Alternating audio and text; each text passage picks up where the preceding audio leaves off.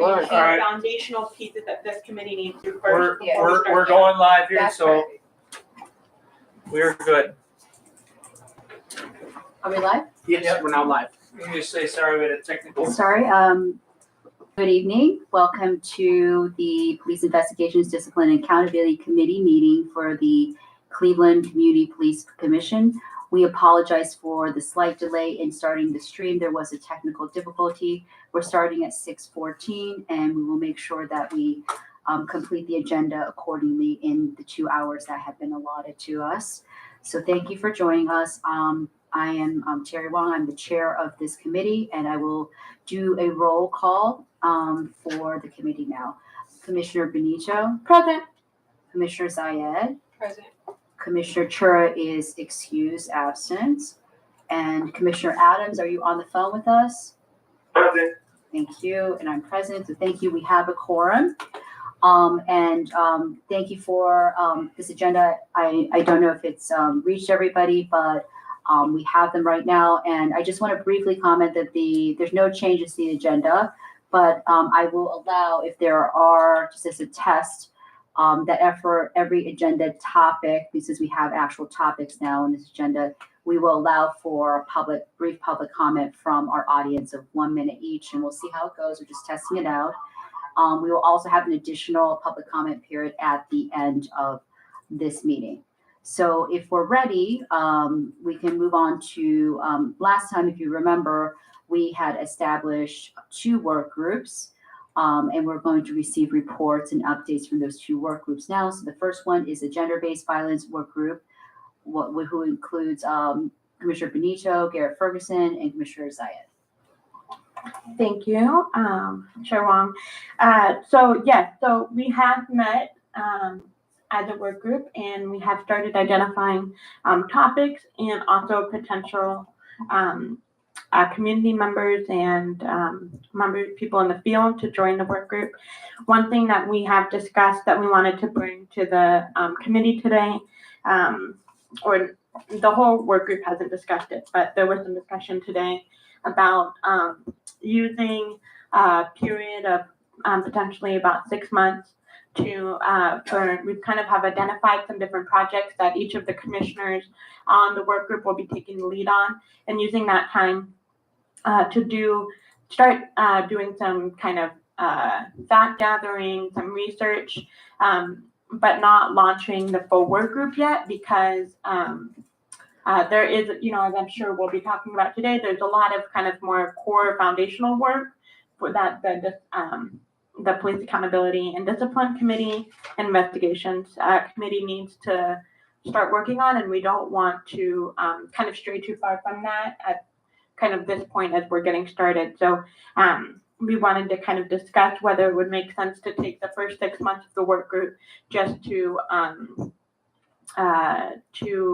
focus on, putting in some of the record requests that we'll need for it, gathering research and data, and kind of working independently before then we bring the full work group to start doing the work of the full group. So that's something I wanted to discuss with the committee. Okay. And I apologize. Also, I want to welcome Co-Chair Rodriguez to our meeting. Thank you for being here and helping us. Do we have any additional comments from Commissioner Zayed? You're on this work group. I would just say I'm in support of that. I think that there are more pressing issues and matters that would lay the foundation for this work. And so I would.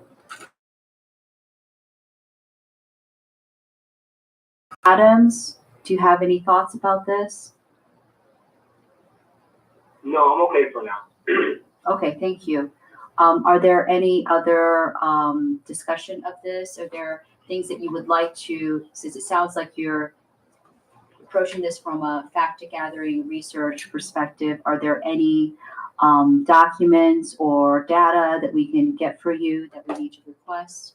Is there a discussion of that just to help you start on your process? Yeah, and I will also note that I have not had a chance to talk to Commissioner Garrett Ferguson, and I just want to be clear about that. But because this is a committee of, we determine when the work groups are functioning. But again, I don't think this is going to hamper the work that we're doing. It just is going to give us maybe a longer on-ramp period before we get the actual work group meetings going. And yes, I do. There are, I think, a certain number of documents. Whether would it be helpful to just name the 3 topics we've identified so far? Right, and I think for our audience members Yeah. and the community members, if this could be also a time that they could give you some feedback through the weeks or months that we're following, why don't you put your ideas out there, and we'll at least they'll be on record, and we can use this as a brainstorming process. Great, yeah. So the 3 topics that we've identified, and each of us kind of would be taking the lead on a different one of the projects. One of them is an analysis of officer-involved domestic violence cases, and what that is when a police officer is found to be the perpetrator in a domestic violence call. So if a domestic violence call comes in, police respond to the scene, and it is the perpetrator. In the case is identified as a fellow police officer. So the project would be to look at what happens in those cases, are CDP policies being followed, and how the investigation's happening, and how the investigation should be handled, because there are kind of like procedural issues to make sure that there's not a conflict of interest in the investigation. And then what is the outcome of those cases in terms of what, how are they being handled at the prosecutor's office level, and then also are there discipline outcomes that are coming from it. And then I think also looking at, are the survivors in those cases being treated the same as other domestic violence survivors are treated by the CDP. And so, yeah, there's a list of, I think potential documents we would look for. And I think that the scope is still to be kind of fleshed out by all of us. So, and then Sharena, do you want to talk about the sexual harassment project, or do you want me to go over it? Okay. So the other project that we talked about looking at is looking at sexual harassment that is happening towards community members by officers and CDP, and that would be happening while they're in the course of duty, or in ways that are utilizing the information or that they have as an officer of CDP. And so it would be situations where an example of what that could look like might be an officer writing a ticket so that they can get somebody's information to then, ask them on a date. It's a random example that could look like. And so looking at what experiences are people having, other OPS complaints related to this, other IA cases related to that. And so kind of determining if there's a pattern of this, and then also how is discipline being handled in those cases. And then the third is kind of building off the work of a report done by the the monitoring team. And that was looking at the treatment of juvenile females. And so that was a project that Alana Garrett-Ferguson is interested in leading, and looking at potential things like handcuffing, what kind of language is being used about juvenile females.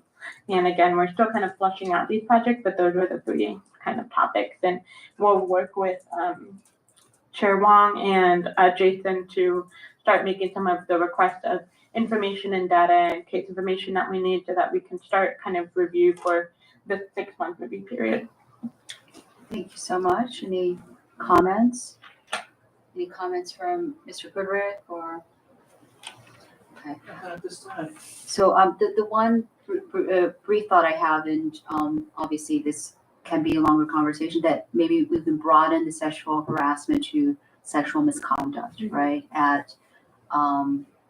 It would be, it could still be that an officer maybe willingly engages in it, but still there could be other instances of misconduct. So just to broaden it that way.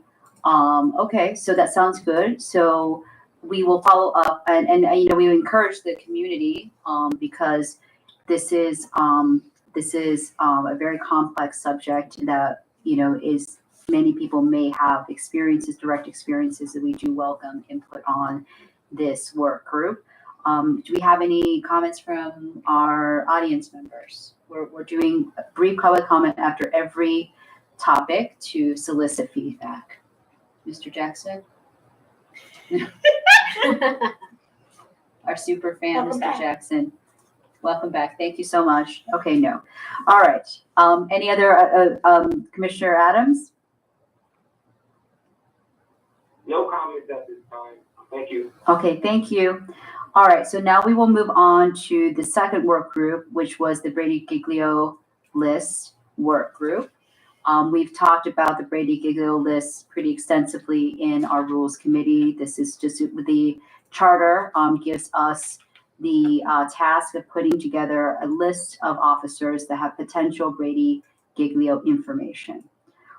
So at last time we had not decided the work group members. I had wanted to continue on the work group because I had already started some work on this issue before the accountability committee was formed.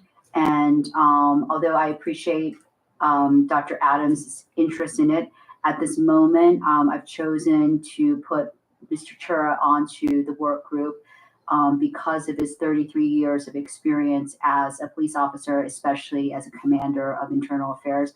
I think he will be able to help us set the foundation and navigate kind of the complexities. We do want to maintain, obviously, due process, likely an appeal process for these officers. I'm just, saying this off the top of my head without talking to the experts, but I believe that Mr. Chura will serve in an expert role in that manner, with ability to see the internal dynamics that even some of our subject matter experts may miss. I'm also working on completely populating this work group. Obviously, we will need some type of attorney help on this. I don't know if Director Goodrick had any thoughts about this. It seems we have many of our very enthusiastic, previous commissioners that were lawyers are now in the surveillance work group. So this is a work group. I hope once we establish the process that everybody can participate that is willing, because we'll have to go through basically all disciplinary files for all 1,300 officers somehow. That would be the only fair way to do that, and that would require a lot of people power. So, Mr. Goodrick, do you have any thoughts? To the chair, I will wait to see the written proposal and then I'll give you some feedback. Okay, great.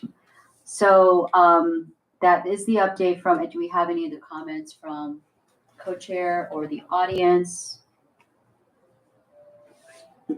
Mr. Adam or Dr. Adams? I don't think there's much comment on at the moment. Thank you. All right, Mr. Jackson, you don't have any perspectives on this? Okay, thank you. All right, and so now we will move on to the next topics, and we have another agenda item with a work group in the, but I'm going to move it to the, so we in discussing with Commissioners Benito and Zayed about their how to establish a work group, it became obvious that we may need to take a step back and really think about the mission and priorities of this committee. So I want to direct us to the 2019 accountability report for this committee. And hold on, I'm going to get this. And I'm going to read this is authored by LaToya Logan, who is the chair of accountability, and it was her definition of accountability. I wish to present this into the record and for us to think about it and perhaps even enhance or add or just discuss it. So this is from the 2019 accountability report from the CPC. Many conversations limit accountability to discipline, and understandably so, as discipline can give the impression that the person or entity has been made to answer for their actions. The problem with this perspective is it is limited and too late. Discipline is initiated after the misconduct has already occurred, and while there may be some relief in knowing that misconduct was not left unchecked, The damage has already caused a ripple effect of trauma that no write-up, suspension, or termination can undo. For this reason, accountability must be defined as a proactive intervention to reduce and, when possible, prevent misconduct. Accountability is not one intervention, but the combination of interventions which clearly builds upon one another, with discipline being the last alternative. The interventions include clearly articulated policies and procedures, effective and reflective measurable training, and consistent and transparent expectations supported by supervisors. I realize that you guys don't have this, so I will forward this right now to, okay, I'll just forward. So any thoughts of this? Mr. Goodrick, I believe, sorry to keep referring to Mr. Were you on this report? Would you, I know it's a little bit out of the order of the events, would you like to comment on that perspective, or since you were the contributing author? Which page was that? Yeah, what page? Page 2. Page 2. I'm Page gonna, 2. I'm gonna print that, so everyone has a copy. Thank you. It's my direction. You want to speak to this, Mike? There's a mic here, you can sit at the table. Okay, I'm sorry. Do you want, okay, go ahead. Yes, Commissioner, Co-Chair Commissioner Logan and we had very deep discussions regarding the definition of accountability. And that was one of the main things was at that time we decided to have some of the other, what you have current committees in, we actually had those things under accountability because it is the clearest path to true accountability. You can't say that we're disciplined officers and then you come to find out later that the officer didn't even know the rule.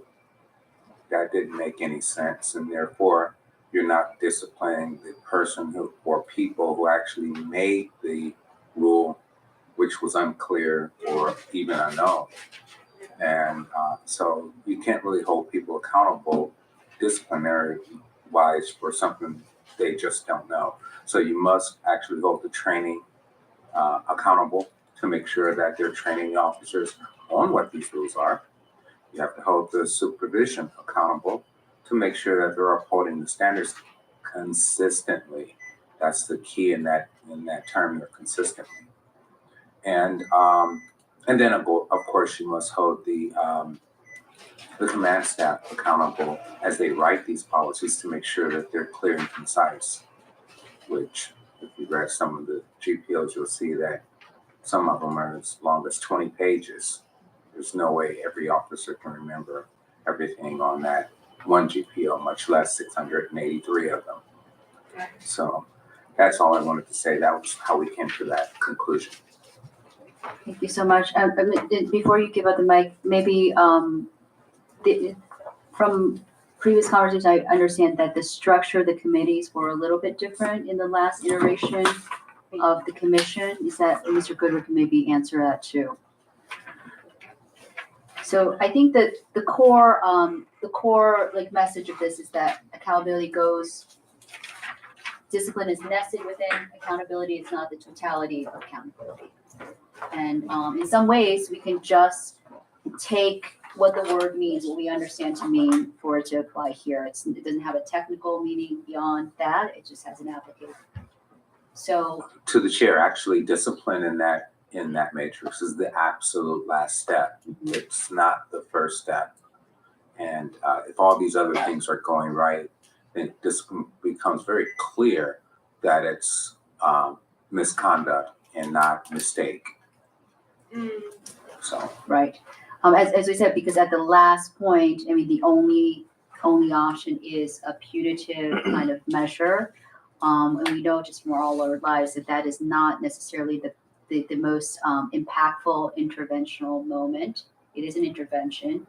And we are, I think if I can speak for everyone, we are vested in our police officers being as successful as possible and in doing their job and doing it constitutionally and fairly for the citizens. Are there any more comments? Commissioner Benito? I had a question. I was wondering what the relationship is between the CPC and some of the kind of contracted or like there's like MOUs between some of the university police forces or CMHA like officers, and because I know that they have like, do we have oversight over the MOUs, or if there's issues happening, if there's concerns about accountability and misconduct within those divisions, do we have any sort of oversight of that? Mr. Burbick? So to the chair, we did a study and a report on that issue. So, without going into the whole thing, I would recommend, that each of you look at that that's interested into it. But those departments get their authority through the Cleveland Division of Police and from the state. From the state, they're empowered to create those departments, right? So they can become a police department. However, they can't enforce Cleveland Municipal Code without the authority given to them through Cleveland City Council and through agreement negotiated by the safety department to do so. So without the MOUs, those departments would be limited to only their powers that the state allows them and only in the very specific jurisdictional area that the state gives them power to. So if you're a state university, for instance, it's only on that property, right? So why do we have MOUs? Because it gets more complex than that, right? So sometimes they want to write tickets under the Cleveland ordinance that go to the Cleveland court system. Sometimes they want to make an arrest on a Cleveland sidewalk, right? So we negotiate these deals on how exactly that works and get into the complexity of the relationship of having multiple departments policing one single area and draw the lines on who has power to do what, right? So I think we looked at 8 departments. Is that correct, Ryan? In the report? 9. 9 departments that have MOUs. And we assess them for what you wrote down in your MOU. Are you doing what you said you would do, right? So it is just like the consent decree. We made an agreement with the United States Department of Justice to do certain things. Well, this is also true. These individual departments made an agreement with the city of Cleveland that in exchange for additional policing powers, they will meet certain criteria. So we assess those. So that's a long answer to say that yes, through the Cleveland Division of Police, right, we are able to look at those things because when the consent decree was signed, some of these departments said that they will voluntarily adopt updated consent decree compliant policies, and it was part of their MOU. So there is ways we can look into accountability for them through the Cleveland Division of Police. We can raise the issue with the Cleveland Division of Police, right? But it's not as simple as that. Yeah. So you have to read the individual MOUs to see what they agreed to, right? Because we don't have authority over their core powers, but we do have the ability to look into what their additional powers granted by the Cleveland Division of Police are because we have ultimate authority with Cleveland Division of Police policy, right? So we can, if we wanted to, follow up on those. It's been discussed at council. We don't have a current update. And so you would have to see exactly where that fits in your plan, what your objective is for that, which department are you specifically looking at? Are you looking at all of them again? This was a relatively recent work and council has done some additional things related to that work in this next round of MOUs. Jackson, did you have a comment about that or related? Okay. I do want to get us, I appreciate moving forward. I do want us to really focus on so we understand the purpose of the accountability committee. Mr. Jackson, Well, that's why I wanted to understand, Right. this under our scope also. Mhm. But not in terms of topics, but I think just the moments that we are responsible for, where does the accountability come in? So if, Mr. Jackson, could you repeat what you said? That if I how about this? If I can ask you a question, as an officer going through a day-to-day process, right? Where do you see us intervening in their lives to make their jobs more effective, make them more effective officers? Could you? Us being who? Okay.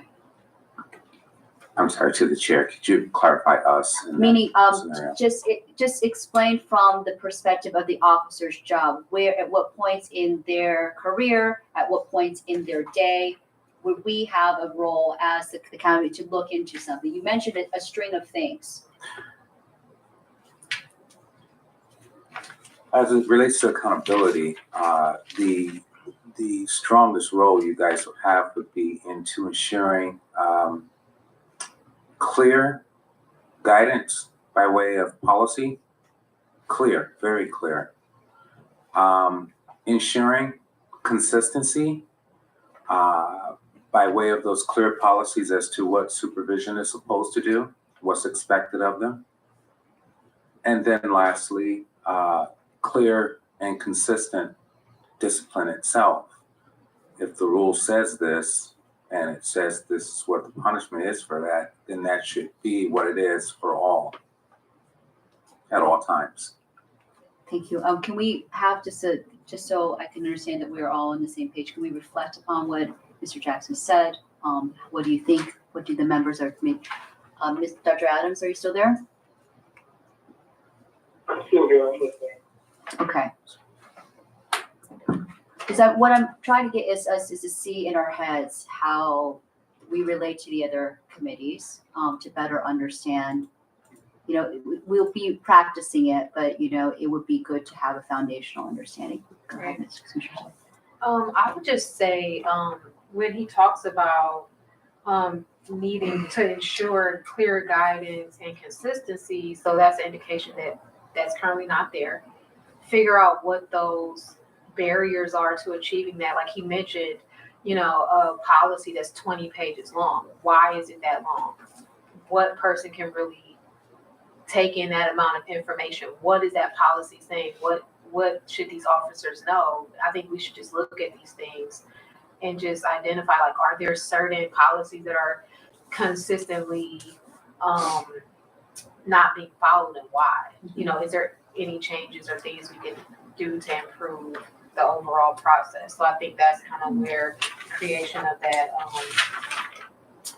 of the discipline work group comes in, because you know we'll see what are the things that are reoccurring and why, and we can look at those policies and address those. Ms. Benito? Yeah, I think I really like what Sergeant Jackson said about making the distinction between mistakes and misconduct. And so I see the kind of what Sergeant Jackson is saying and what we're talking, what you kind of read from Latoya's writing in the 2019 accountability report, is that the role of accountability is looking at when CDP policies are not being followed, and then what are the things that aren't being followed? Where are the issues where Cleveland is not, our officers are not engaging in constitutional bias-free policing? And then when identifying the areas where that is not happening, so policies are not being followed, procedures are not being followed, then identifying why is that happening? Is it because there is a problem in the policy? The policy doesn't make sense for the reality of what's happening on the ground. Is it that the policy is hard to understand? It's not clear, hasn't been communicated? Is it because there's not sufficient training in those areas? Or is it because there is a pattern or practice of just misconduct in violating those issues? And I think that where we see the breakdown of why the policies and the procedures aren't being followed, and so therefore bias-free constitutional policing isn't happening, then that will determine whether we need to look at discipline for officers or engaging in an evaluation and potentially ruling in discipline matters, looking at or engaging some of our other committees, such as the training committee or the policy committee, to say, hey, we think that this area is causing some confusion or this policy isn't working. Can you guys review it? And then I think that connected to all of that is also how, as a committee, we are looking to ensure the fair and consistent application of discipline and accountability throughout the CDP. Thank you. Dr. Adams, anything from you? No, I'm just listening. I'm just listening right now. Okay, sorry to keep, I just want to I'm checking in on you just to make sure you have, I appreciate it. room to speak. So it does sound like, I think what it's starting to coalesce in our mind that there's many points of intervention for us as a committee.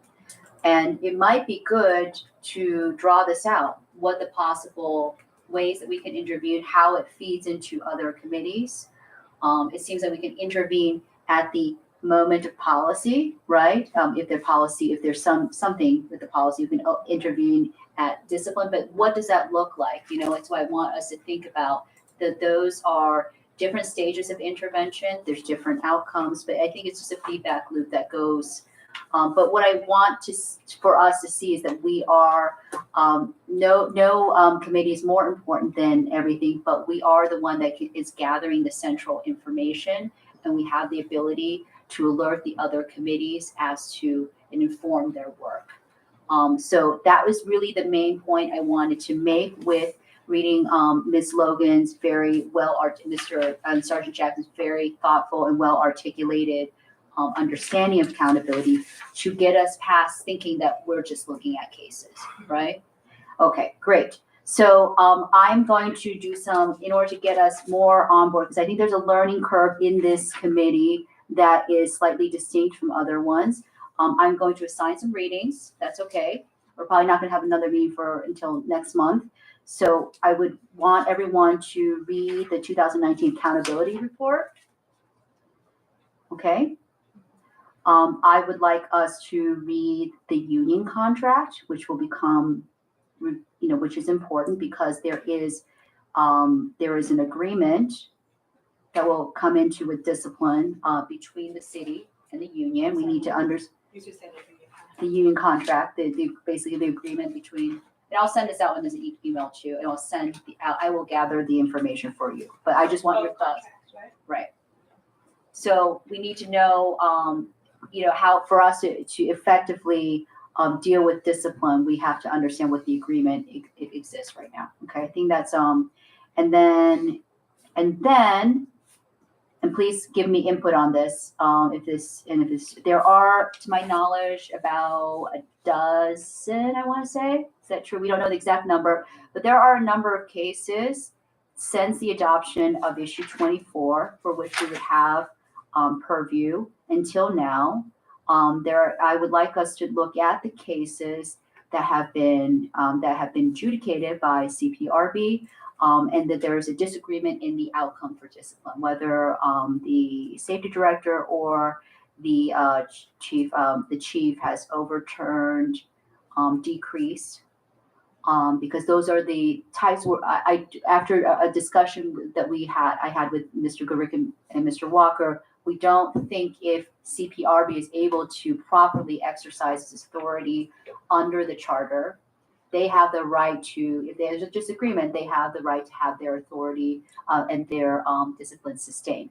So we may not be getting cases in this committee from that track, but I think the cases will be revealing in, certainly we haven't really, other than participating in some CPRB hearings and listening to them, we need to get down to the nitty gritty and be prepared, because we don't know when we'll be called to actually look at one of these cases. And it could be, unfortunately, imminent.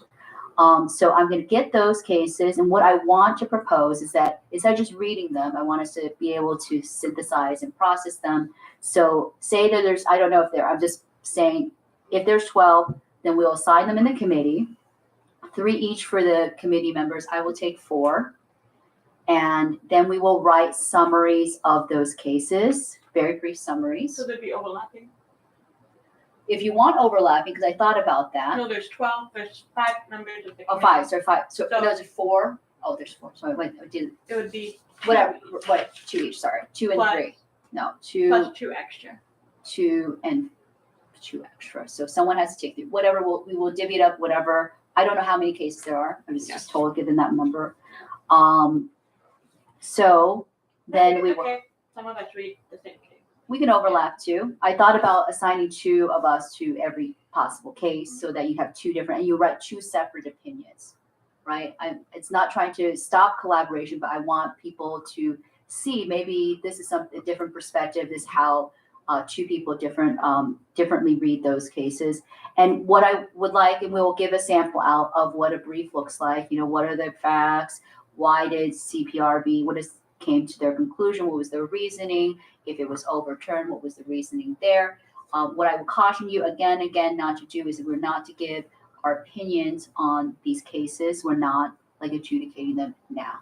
So we're just trying to understand how the decision-making process and the analytical process for these cases. So if that would be okay with everyone. And my estimation is 30 to 40 pages of information, or?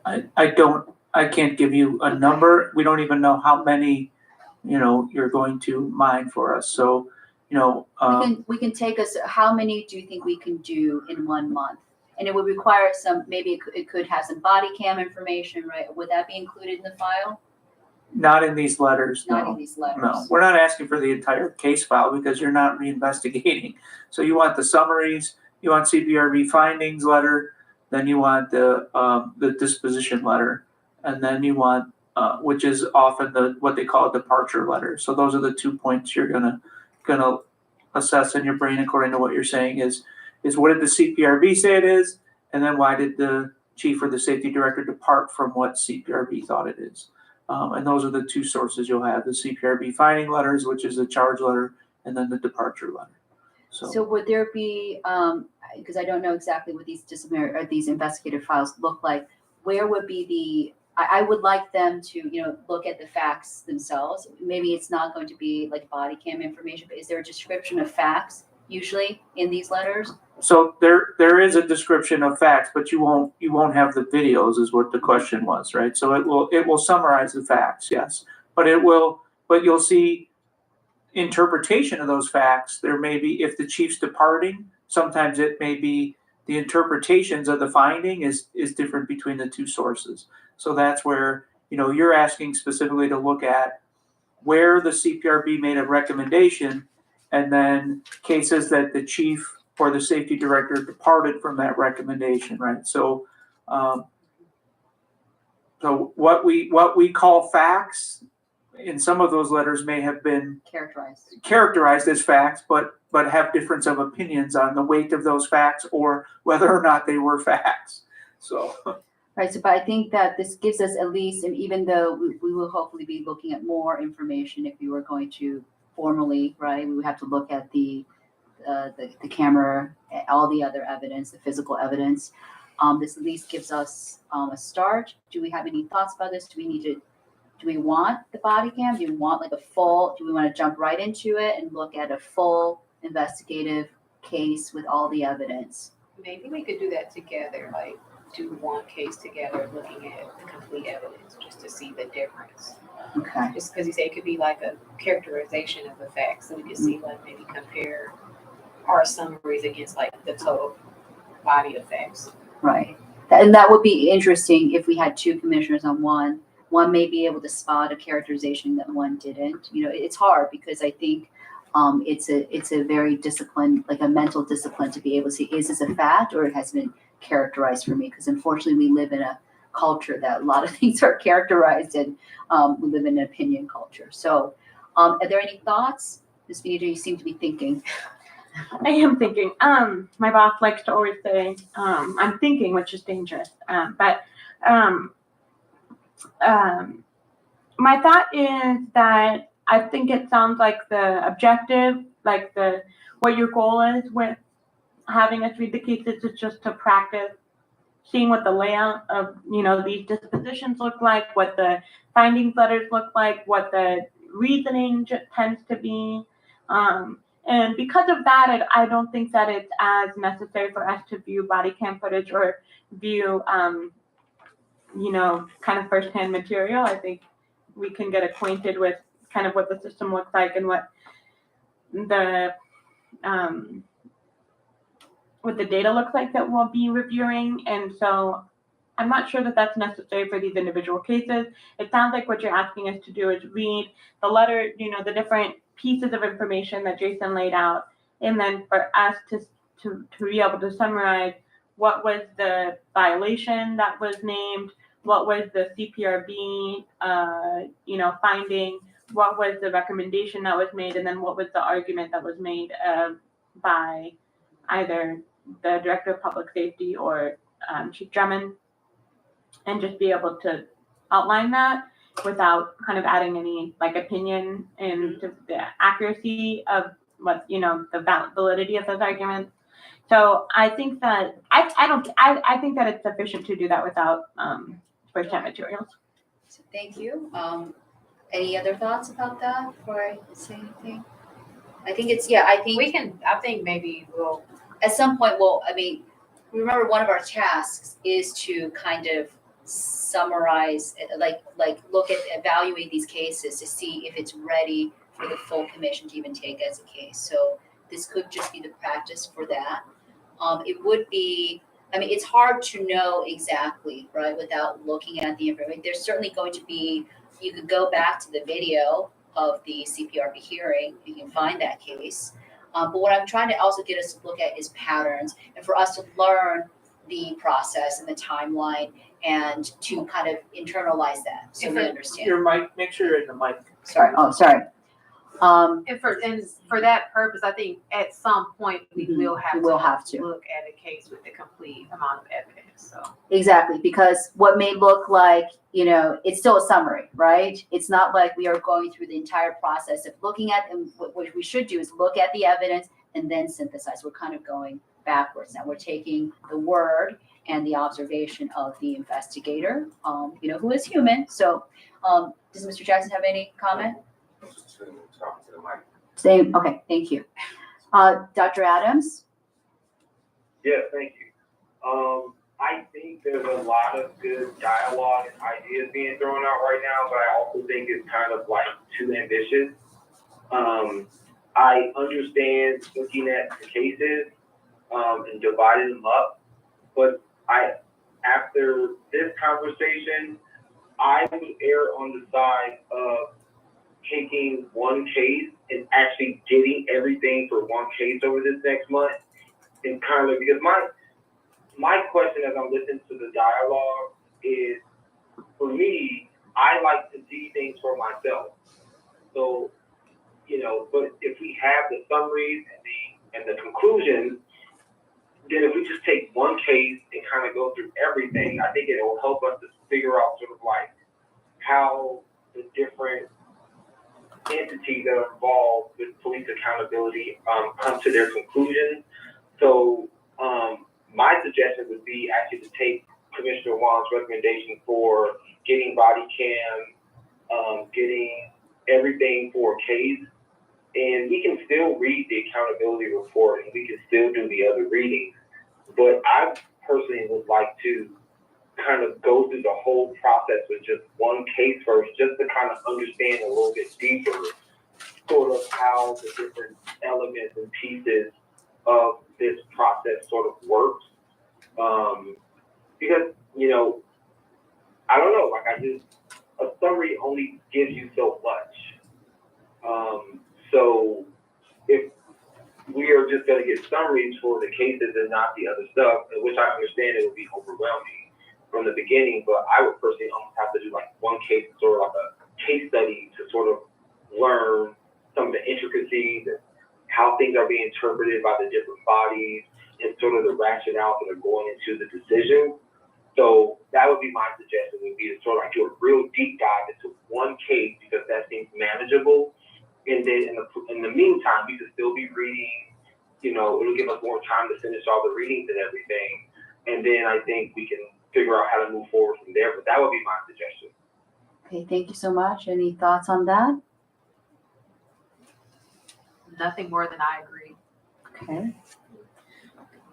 Commissioner Benito? I guess one question I have is, so you're talking about there are the number of cases that we think maybe 12 is the number of cases in which discipline that was recommended by the CPRB was not accepted by the chief or the director of public safety, and they departed from the recommendation of the CPRB. Am I understanding that correctly? To the chair. Your mic's not on. Yeah, it's on, it's just dying. Over here.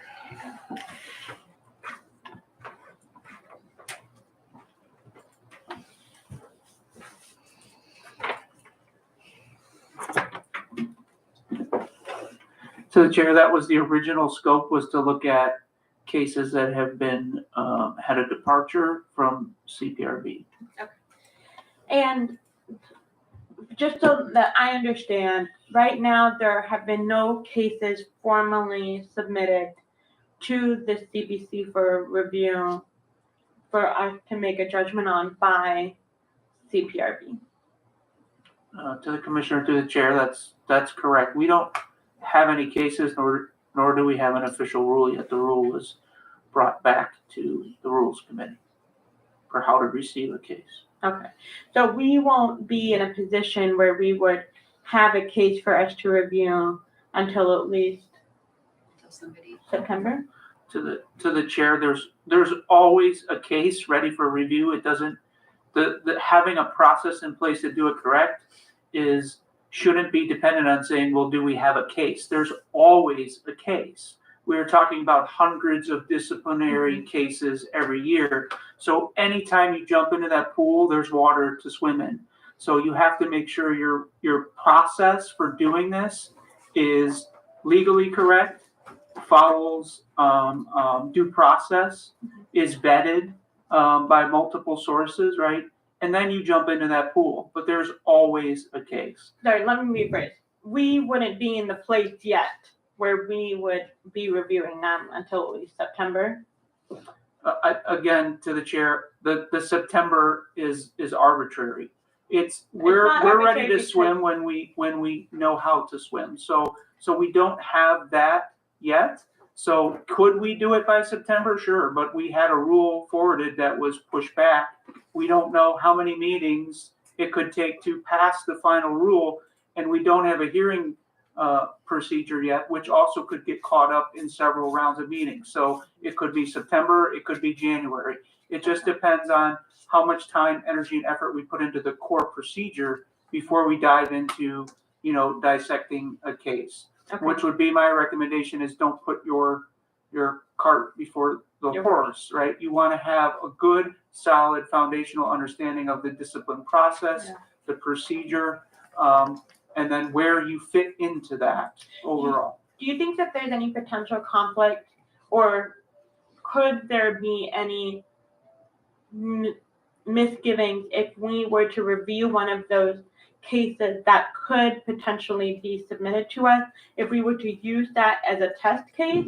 Or, because I'm imagining that then there will be conversation on the record about that case, and could that then create an issue for then when we formally review that case in the future?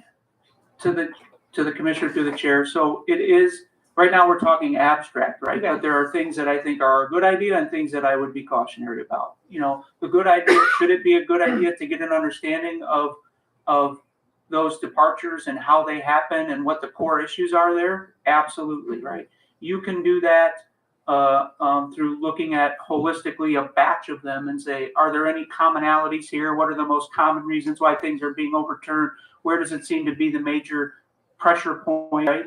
Because I think when we talk about looking at body cam video and the investigation itself, now we're talking about looking at quality of investigation, right?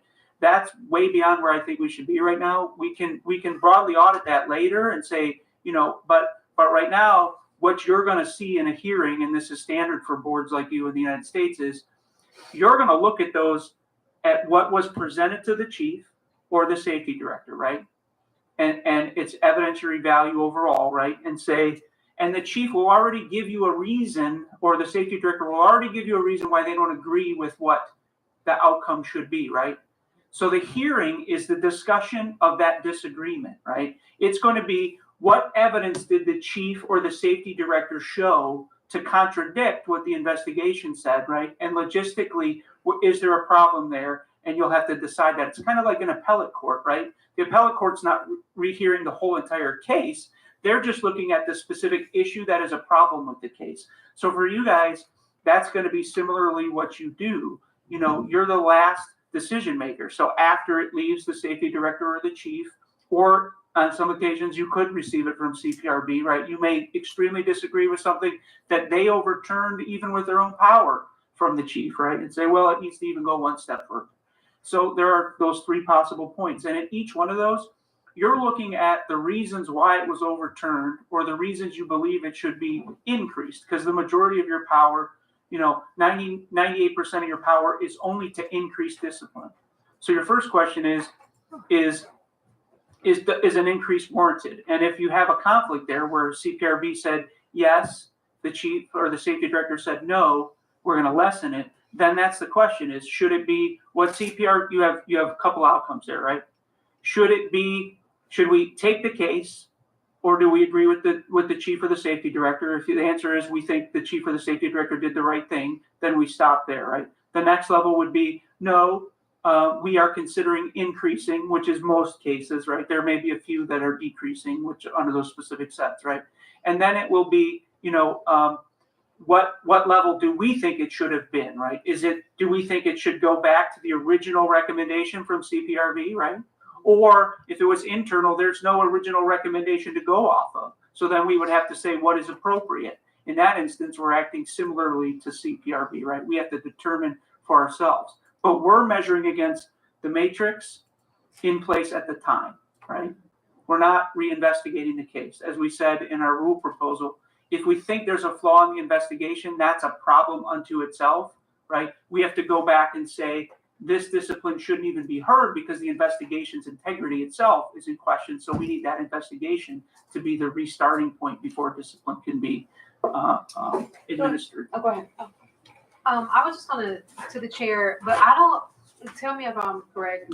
The intention of reviewing this information for this purpose isn't to give our opinion on the investigation or anything. It's just to get familiar with seeing these things, almost like just. Right. Yeah. If I could interject, yes, and please don't give your opinion, because even if it's for a case that we may not adjudicate, you're giving your opinion on some type of matter that is on the public record.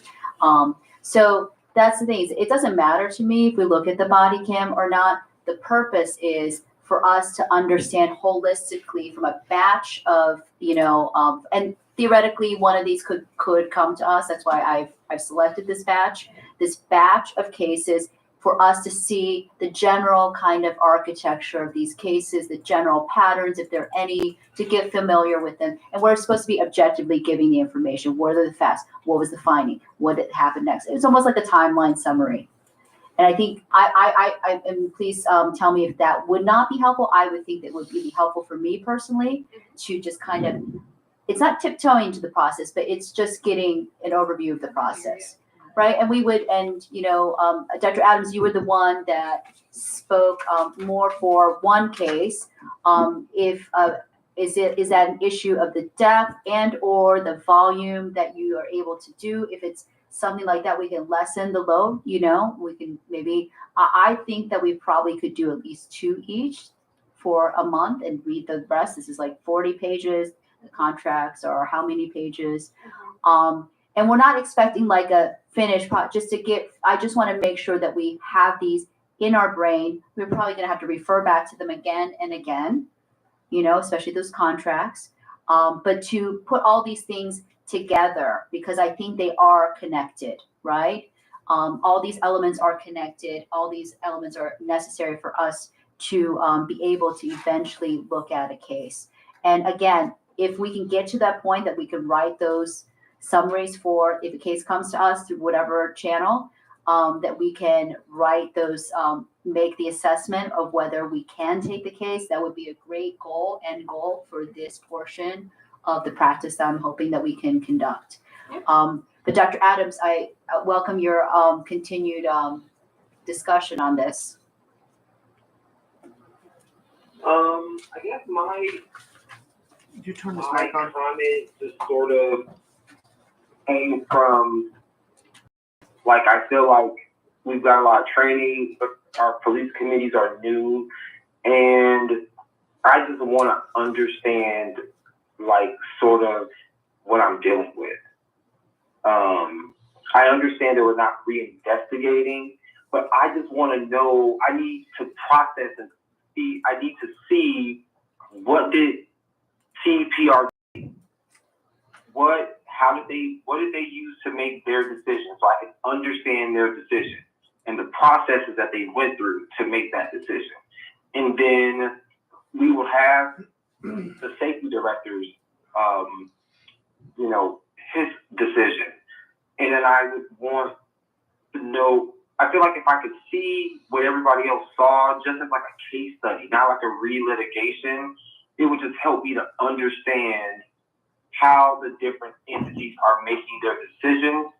And for me, that's all it's about. It's just about learning as we move forward, the processes, getting an understanding of like maybe like how people that are on the CPRB and how the safety director, like maybe how they think, sort of what they're looking at. So that was just my my suggestion. I just don't know how I don't know what patterns and things I'm looking for if I just don't understand the processes fully. So like I could look at 2 or 3 cases, but I'm not really sure what I'm really looking at. So that was why I suggested what I suggested. And also to, Director Goodrich's point, we don't have processes in place anyway. We're going to need at least a few more meetings to sort of even figure out like how we're going to move when we begin taking cases. So I feel like we have more time than we think. I feel like as we're discussing, I feel like it seems like it's like really urgent, and the work is urgent. But the reality is, this is like what our second meeting as an accountability committee. Like we just formed last month. Like we were by our bylaws, we were only able to meet last month.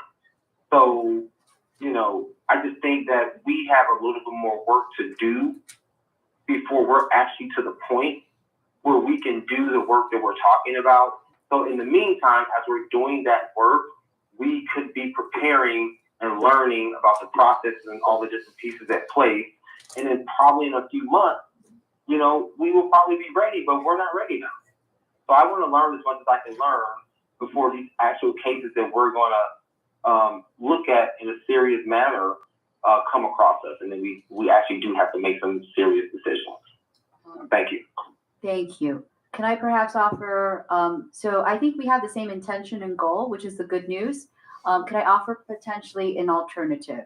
Can we do the shorter summaries before, the briefs before, and then we select a case and we deep dive into it? Mr. Goodrich, there's also a practical problem. How easily can we get all this information, camera? So we can get information, but I to the chair, when I was a paramedic, right? When we looked at case studies, we had experts there to walk us through it. We didn't do it blindly, right? We weren't trying to figure out if we did the right or wrong thing. Mm-hmm. We had somebody there to say, this is the component of it. So I would say, if you want to do that level, let's figure out a training to walk you through a case. I've already given you an example, and I feel like sometimes a lot of things come at you very fast. There's a great example of what I said should be your model of an audit of a case, right? And that was the monitor's report into the shooting incident between an officer and their partner, right? I use that as an example of a great model for auditing a case, right? Looking at, did it work effectively? How you measure that, right? So you have a lot of examples. If we, you know, to Dr. Adams' point, the learning part of it should be facilitated. We shouldn't blindly take cases and say, well, this is what was right and wrong with this case, and try to assess it without having knowledge of expertise of what makes a good investigation, what that case is. You know, so we can figure this out. If you want to go deeper into what makes a good investigation, let's look at some examples, right, that are already long past the point where we would ever see them, right? We can go back and say, this was the model, this was a great example, and we can plan that for this group if we want to do it. You know, the other part of it, though, you can do without that. You know, just looking at the instances where things are overturned for patterns and perspective, that part is okay. But if you're going deeper and you really want to learn a case and pick apart a case, you really need that to be facilitated by an expert in how to run an investigation, what was good about this. You know, maybe a monitoring team member who works on that might be willing to come in and give you examples of what a good case should look like, you know, and some examples of that. So thank you. So again, I would like to read my intention was not to have an evaluative process for these cases, was to simply learn kind of the language, the institutional language that's used by the investigators, the process, because we don't even, and we'll later on talk about the discipline flow chart. It's just to get us acclimatized to this. The intent is that we should not be evaluating like whether it was a good outcome or bad outcome. And maybe I'm starting to think that maybe having that summary would be better to prevent us from just, everybody makes judgments, assessments, and the more information you have towards those ends, you might feel more prone. So I think it was just an exercise in getting us to understand, and these are 12 cases that are distinct in some way. So I think we need to learn also to see things at different levels, right? We're looking for patterns here. We're looking at this one case here. What exactly specifically went wrong? So I'm okay. I don't know how we would do this. I'm okay with looking at whatever batch of cases just from the summaries and then just practicing and writing and reading. This, I think I'm just trying to edge us into it a little bit. I don't know if there are any other thoughts. So I appreciate your thought, Dr. Adams. I am a little bit, I'm a little bit confused because on one hand you want it to be very deep, and then on the other hand you want us not to prepare a lot. Is it because you believe that the depth is the best way to facilitate our learning and prepare us in 2 months? Or could you clarify? I just don't think that we fully understand exactly what we're looking at. I think that, if I look at 12 cases, what am I really looking at? And I know that we can, it's a summary. I just think that there's real value in depth over breadth sometimes. And I think that it will be really easy for us to get a little overwhelmed looking at so many cases right out the gate. So I just think that we could really ask some really poignant questions. We could really get into the nuts and bolts of it. But I do like your suggestion to maybe take a batch of those 12 cases and maybe look at, if not all of them, maybe half of them, and then pick one. I think that there's value in that sort of being a part of our learning curve process, because, I think a case might stick out to us and you know what, let's look at this case deep and let's learn about the different, stages of the process with this particular case. I do like that idea of sort of looking at the summary and the more generalized stuff, and then picking something that we're curious about. We might read a few of those cases and we're like, I'm really curious about this. How did they get to this conclusion?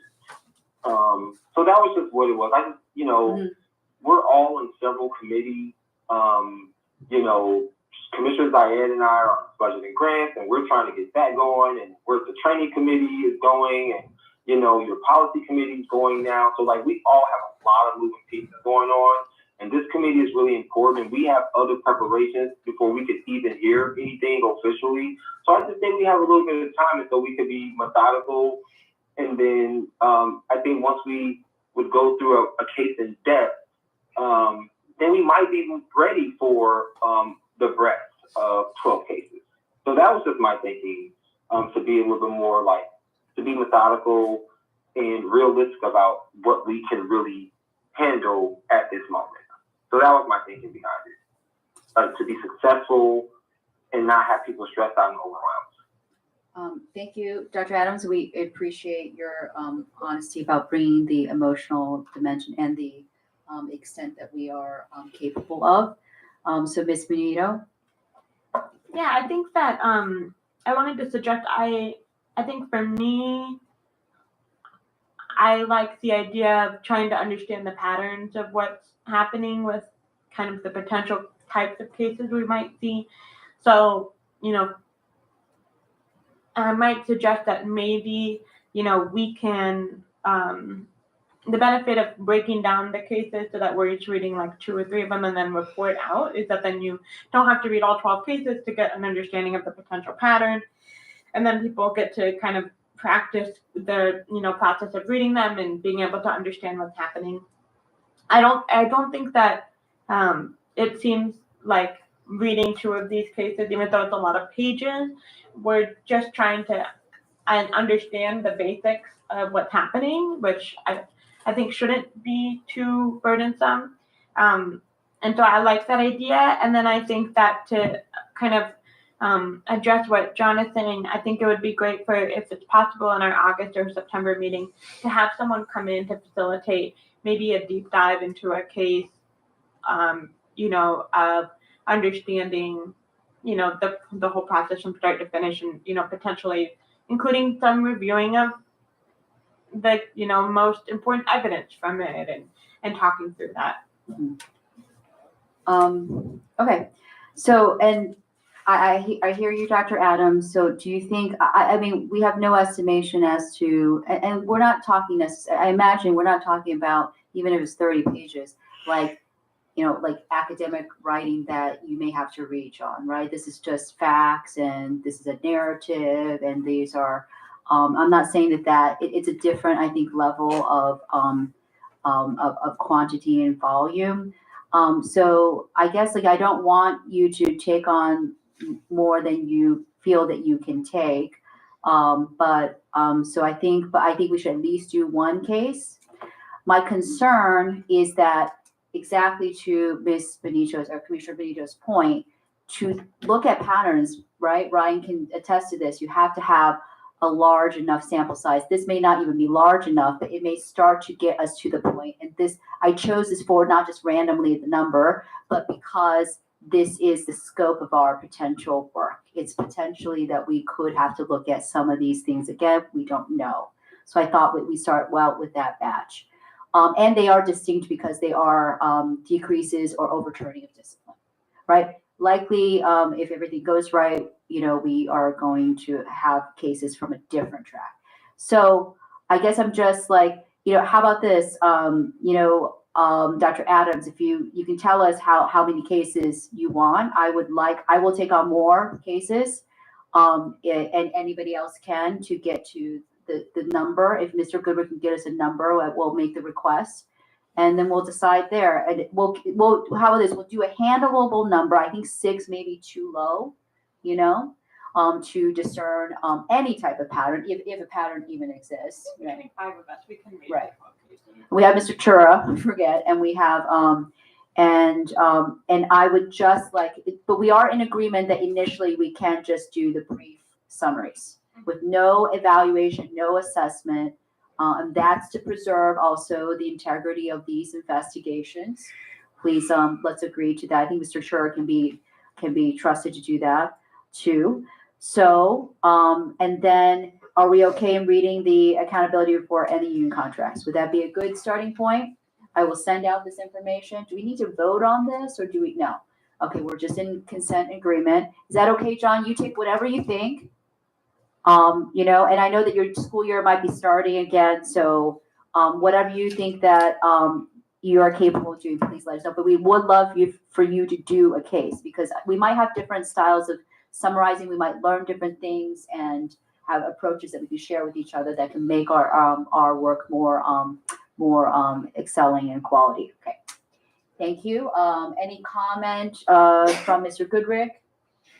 No? Any comment from the audience? Rosie Palfy, please. Thank you.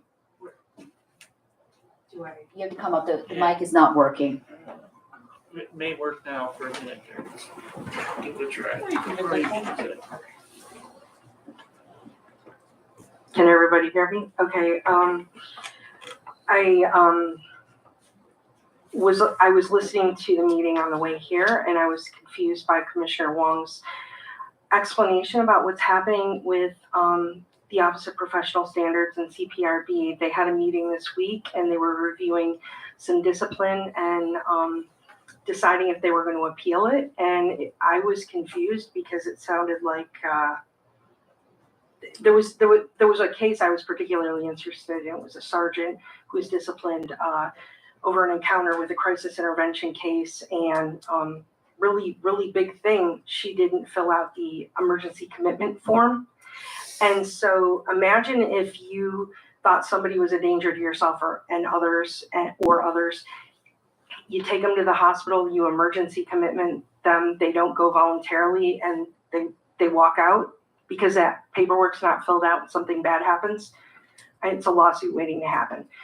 Anyway, it was confusing to see whether they were going to appeal things or not. I'm confused as to where they are in the process with all this. Initially, they were saying they had to finish their manual, then they blamed it on the commission for not having their rules done, which made absolutely no sense. And then, with all due respect to Commissioner Adams, I applaud him for wanting to learn more about this and to be methodical, but I specifically remember him in one of the early meetings saying that questioning why they had to wait to start discipline, until they finished all of their training, because he can walk and chew gum at the same time. And I just want to say that everybody in the community appreciates the commitment of time that everybody, all the commissioners and the staff have committed to, but this is what you guys signed up for. And so you're chairing a really important committee, budget and grants. And I don't know, maybe people, there's a chance maybe they're serving on too many committees and may not have time. But the bottom line is, this is why you guys need a lawyer. And also to keep in mind that everything that you do is going to be brought up. The first time that you make a disciplinary decision, the unions have already said they're taking you to court. Okay, so I just, I applaud these efforts for, learning and getting a foundation. I thought it was good, the suggestion about bringing a monitoring team member in to do training, but I just wanted to point out that in order for that to be successful, that the commissioners are going to have to be allowed to speak and answer questions during that meeting. The co-chairs will have to allow that for the full commission. Thank you. How do I turn this? Can I comment? Thank you so much, Dr. Adams. Or are you commenting on Rosie's comment? I want to respond directly to that. Okay, please be mindful of decorum rules, and I don't need to be reminded of that. What I want to say is that my reasoning for this is being mischaracterized right now. I have a consistent record of doing my work on this commission. So I take that as sort of an insult. The reality that we're dealing with is that we don't have the process in place to hear cases. Like, that is a logistical thing that we must do. So I just want to put that out there. I've always made time to do my work on this commission no matter what I've had going on. I am currently in Philadelphia working a different job while I'm still doing my schoolwork, and I'm still here doing my commission work, and I have been doing commission work the entire time that I've been away. So I don't want to be mischaracterized. I do not want to be mischaracterized, and I belong on this committee. I'm one of the strongest commissioners to be on this committee. We have been criticized for not doing things properly. So my suggestion is coming from the standpoint that as we get our structures in place and as we get our house in order, we should be doing this preparation. So that is why I said what I said. I am not saying that I'm overwhelmed with commission work. What I'm saying is we don't have our structures in place, so what's the rush? So please, I'm gonna ask as nice as I can, don't ever say that about me again. Don't ever say that maybe I shouldn't be on the committee. I know how to manage my time, and I signed up for this commission because I said I was gonna do the work, and I said that I was committed to helping bring true reform to Cleveland. And I've made lots of sacrifices. Like, for example, I will be flying from Philadelphia to Cleveland Wednesday just for our meeting. That's the only reason why I'm coming back to Cleveland. So please don't ever say that again. It was very offensive.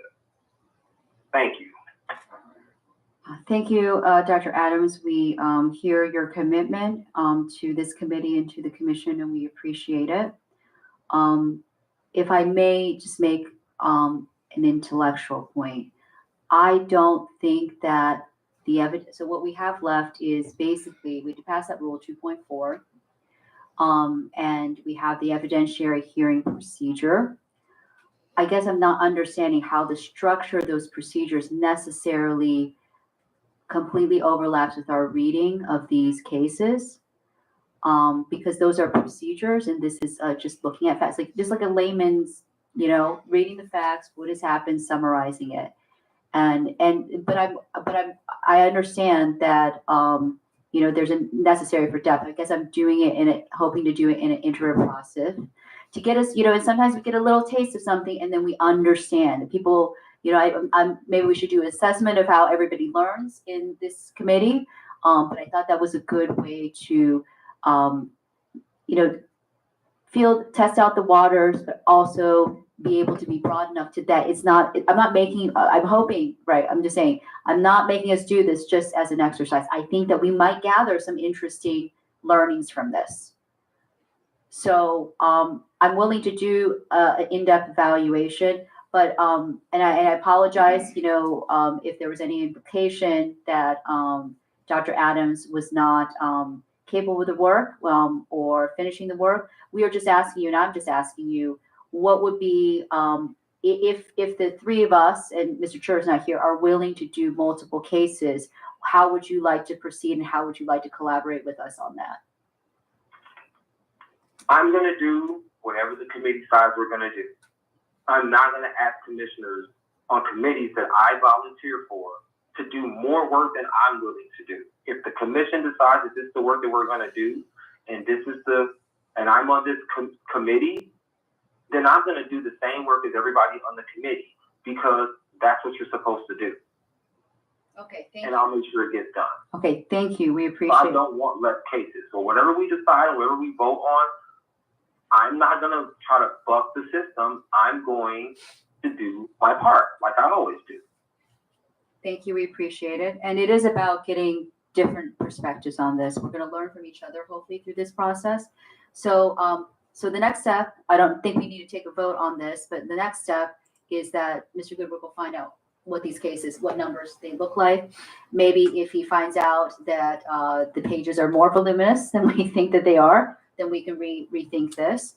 And that can occur offline, that decision. So how about that? So I will make a request for these documents. I will send out the accountability report and do you have the union contracts ready right away so we can start? To the chair, you already have the union contracts. They've been sent several times. Right, okay. Thank you, Jason. It was sent out, I believe. I will put it into a new email. It was sent out, I believe, with the union meeting. All right. And we will start with those until we can get the other cases. So are we thoroughly discussed on this issue? Are we satisfied? And thank you, Dr. Adams, for being here actually too, and continuing to contribute to the conversation. Okay, so we will now move on to new business.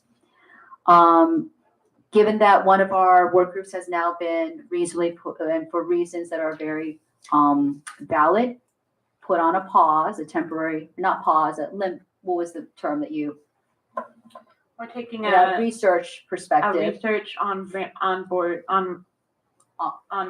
on-ramp. Okay, so we're taking a longer on-ramp to this.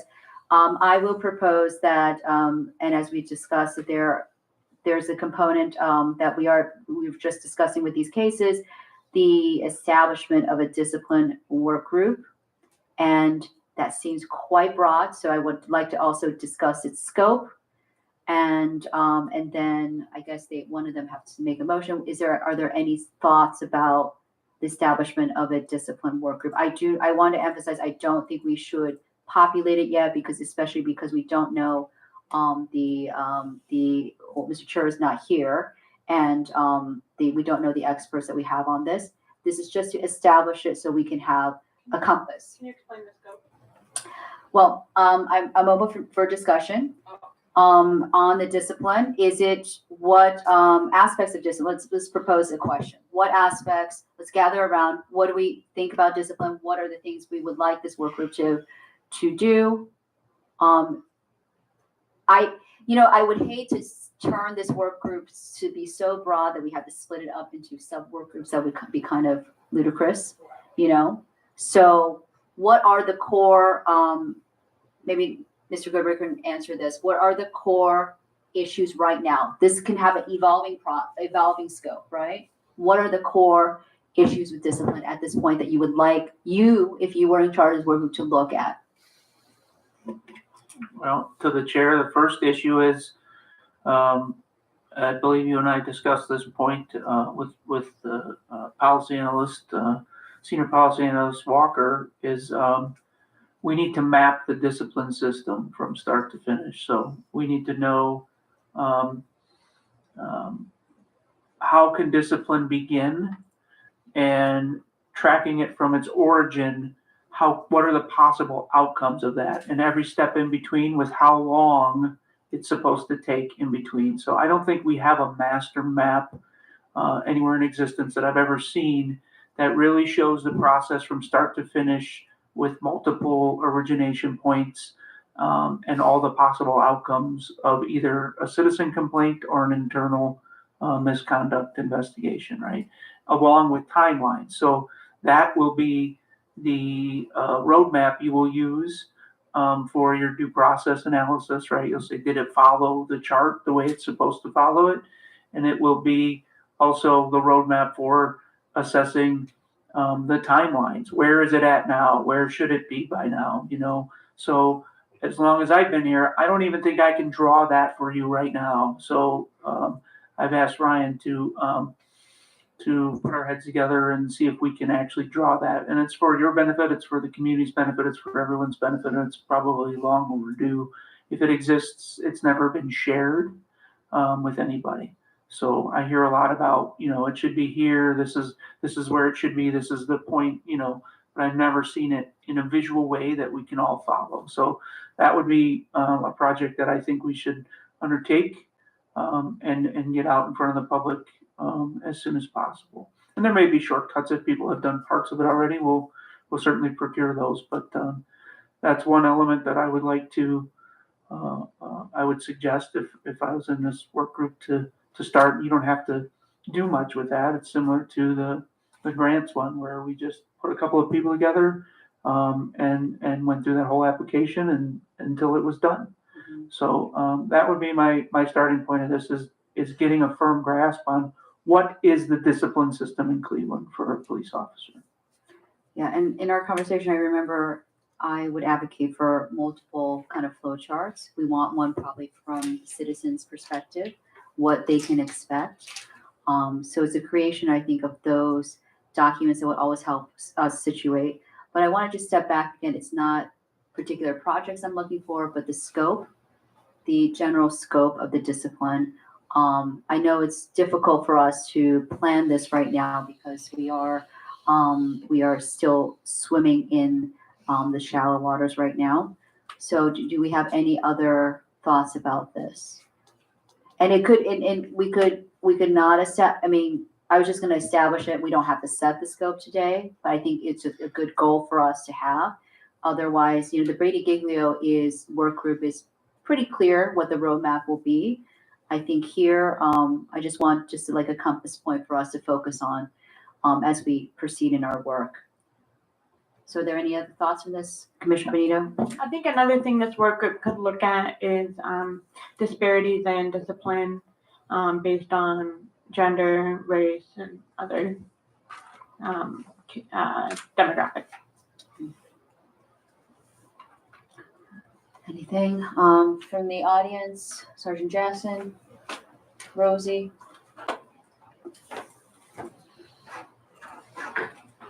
Just one point really quick. I just want to say that I am concerned that you all could end up going down a road where you create too many work groups and it'll be too much work for all of you.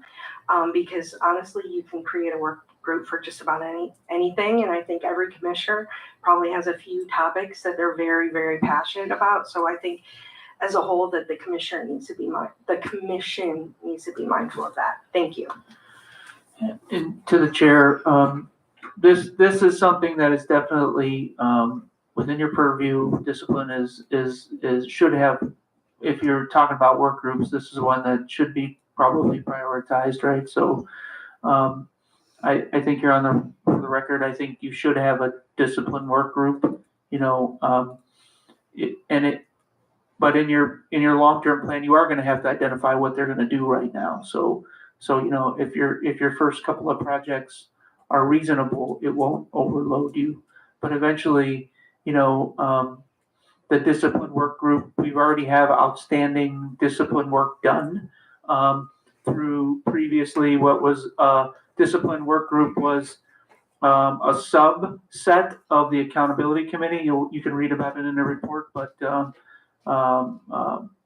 retired Sergeant Jackson, he had two projects which are low-hanging fruit, which are incompleted. One is a mediation program to which almost every other city that has a consent decree has a discipline mediation program. We presented a great program. It was and it died over at City Hall. So that's another low-hanging fruit you can look at. In addition, the matrix and policy. So you can pick up where Sergeant Jackson's wonderful group of professionals left off and find out what is the status of the updated disciplinary matrix and policy, right? So somewhere it's out there. So those are pieces of work specific to the word discipline. I don't think you have to overthink that word. It's defined in the policy. It's defined in multiple places. What is discipline? Keep it in that scope. Thank you. So I am going to make a suggestion. I do believe that the disparity is very, very important, and we're hearing that. But it sounds like there are two discrete things that have kind of documents that are going to be produced that we may actually need for actually enforcing discipline. So I forgot about the matrix in our reading. Are we going to be given? We need to be given the matrix for that time for that case, right? Or for the span of cases. So correct. I have that in my notes that you should include the discipline policy and matrix in your refresher, although you've already had some of that as part of your police policy training. So it's been distributed already, but we can redistribute it. You do need to have a grasp of the policy itself in existence now, right? And then the matrix and how it works. That's extremely important to this committee and particularly important to anyone who's going to participate in the discipline work group. Okay, so can I, and Sergeant Jackson, do you have any comments? No? No, I just. Okay, it's coming.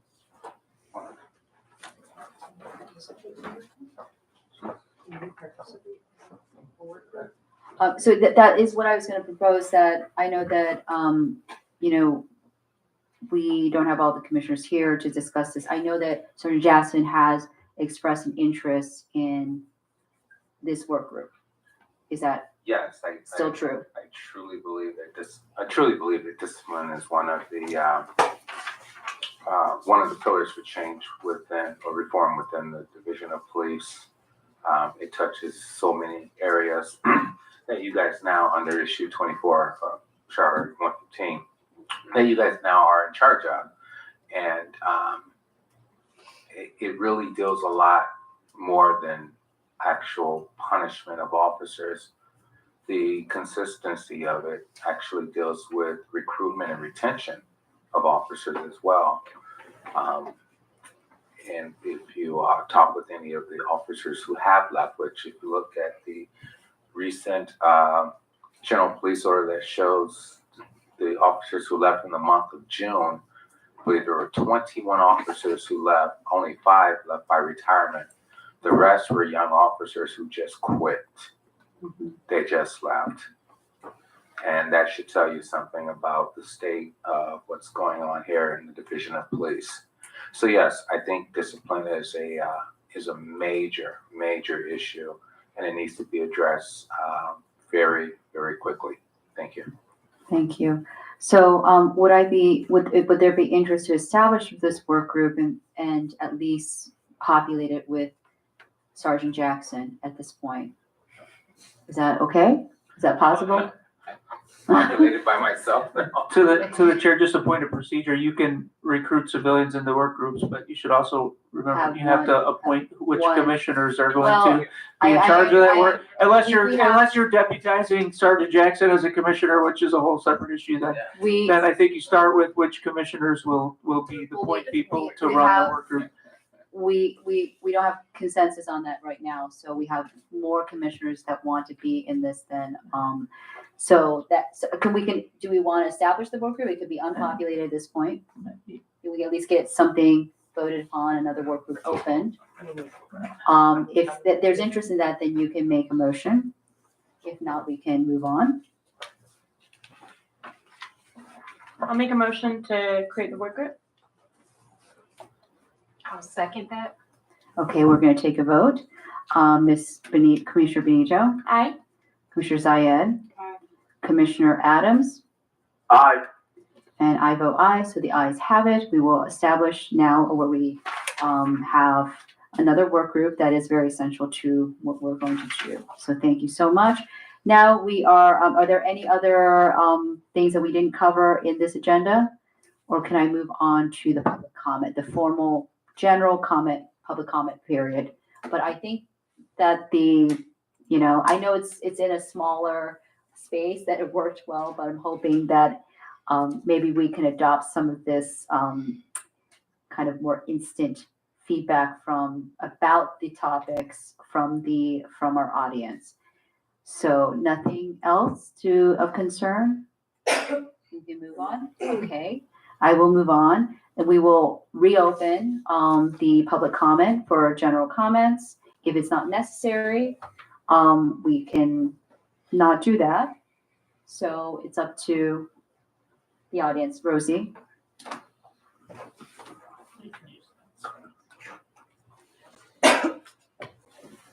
Thank you. I just want to, for a point of clarification, I want to tell Commissioner Adams, Dr. Adams, I was in no way suggesting or insinuating that he's not pulling his weight on the commission. I think his work speaks for itself, especially with budgets and grants. He gave a very, very impressive presentation last week, which I've forwarded to some organizations that I've encouraged to apply. Moving on, how can the police commission credibly make decisions about accountability and discipline when you refuse to follow your own rules? These rules include duties and responsibilities of the commission, its members and staff, ethical responsibilities, and professional work expectations and meetings and professionalism. Meeting attendance and professionalism. I brought those portions of the rules and manuals, the rules that you approved, the rules manual with me. You have professional obligations, and there's also concerns about decorum. to be honest with you, I feel like some of the commissioners are acting like sheep. We're in a situation where it has been more than a month since 7 commissioners voted to nominate Jason Goodrick as the Police Commission's executive director. I want to ask all the commissioners, when was the last time they read the charter? Amendment 115.5 says you're an independent municipal commission. Under duties and authority, it says the commission will respond to community needs and concerns, including but not limited to the following. And it says exercising independent judgment and offering critical analysis in the performance of their duties without interference or non-cooperation from any person, group, or organization, including the chief of police, the director of public safety, the mayor, the executive head of the police force, and other division of police employees and other city officials. So I don't understand why the 7 commissioners who voted to approve Mr. Goodrick as your executive director are not writing a letter to the mayor and to Judge Solomon Oliver overseeing the consent decree immediately. I encourage the community members to do the same. And I feel like the commissioners should be standing up and defending their decision. And, you know, I have to ask, what happens when you're going to be faced with more difficult decisions, including discipline? So I just feel like you're allowing yourselves to be disenfranchised. And then finally, I want to ask, how is a commissioner being allowed to serve on any work group that includes the word violence? And I'm referring to the commissioner who has refused to acknowledge her behavior and apologize to the community, as well as the police commission. Her behavior during the June 14th meeting threatened a community member and 2 of her fellow commission members. Why is she getting a free pass? So, you know, all eyes are on you, commissioners. More than 3,000 people have watched the June commission meeting. And I just think that you all have to be mindful of this. And I also want to point out to the commissioners who voted no to appoint Mr. Goodrick as the executive director. I'm in no way criticizing them, but what I will say is that if business continues like this, someday the shoe is going to be on the other foot, and something that you voted for is not going to end up happening because of this dysfunction. Thank you. Thank you so much for your comment, Ms. Palfy. Do we have any other public comment? No? Okay, well, thank you so much. It is 7:51. We started late, but we ended early. So do I need it? No, right? We are formally adjourned. Thank you so much. When were we gonna have our next meeting? Sorry, not just yet. Have we set regular meeting date? Like We can keep this date. Do we think that I think a month is enough to read those things in 2 cases or whatever we decide in that realm? So the Tuesday works. We will have to just find another day for rules. Are we talking about then the 3rd Tuesday of the month? I just think we should set a regular 3rd meeting Tuesday, date. right? I think the Tuesday before the meeting would be good. So that would be That wouldn't always. the 3rd Tuesday. I don't think if it's our always. Or there's sometimes like 5. There's like sometimes 5 Wednesdays. Oh, okay. So do we want to meet on that Wait, Tuesday? do we meet on the 4th Wednesday or the last Wednesday of the month? I don't know. I think we meet on the 4th Wednesday. It's even if always there's 4th 5, I Wednesday. think Okay, so it's always Wednesday. 4th Wednesday. So then if we is meet that correct, Mr. Goodrick? So that'd be the We are on 23rd, the 4th Wednesday. 4th Wednesday. So then the 15th. So if we do the 3rd Tuesday of every month, it's always the week before the. Yeah, the 3rd Tuesday. Let's think about this also. I just want to step back. I'm not saying this is not the wrong date. Yeah. And I'm not In married the to future, Tuesday. right? In the Yeah. future, what will it look like? Is there enough time for us to get something out of committee and read by everybody by then? Okay. Because the rules are winding down, so I don't think you need as much Trying to time. decide when. a regular meeting. I thought it was the third Tuesday. That hasn't been set It yet. hasn't been set. I mean, I think right now we can make it the third Tuesday. I mean, I actually think that you raise a good point about like things being set. So maybe, what if we did the second Thursday? Then that gives.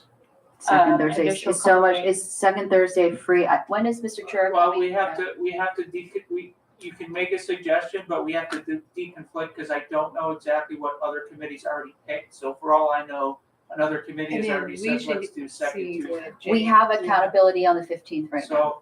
So my suggestion is On committee, August 15th? Yeah. committee chairs should talk to each other and make Okay. sure there's no conflicts with your proposal here. So are we, We scheduled August 15th, but we don't have a regular time. well, I don't think that probably, unless we can have our other commissioners agree that in 1 week's time, they can read whatever's produced by the accountability committee to deal with it at the full commission. That's my concern. Rules, I think, could be closer because we don't have that many rules to, we'll be done in. We do the second Tuesday? You can do the second Tuesday right now, unless Mr. Goodrick has something. I don't see anything on the public calendar. It's fine to tentatively set it. Let's, okay, tentatively said, when is, Mr. Chura returning?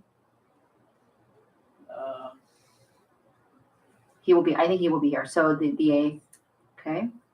So then are we keeping the 15th or are we moving to the 8th? Let's move to the 8th.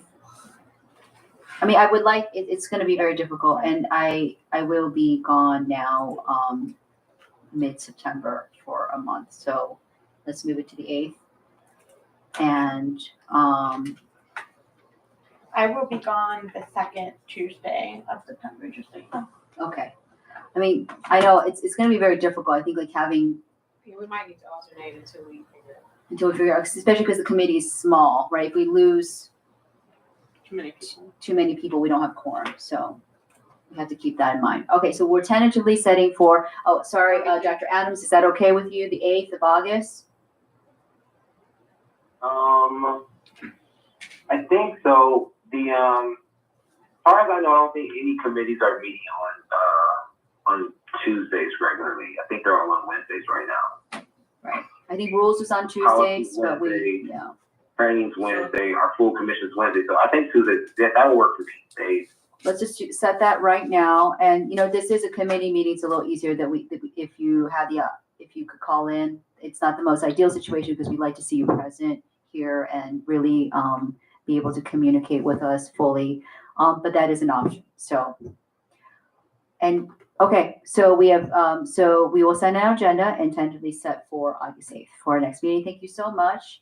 We are formally adjourned.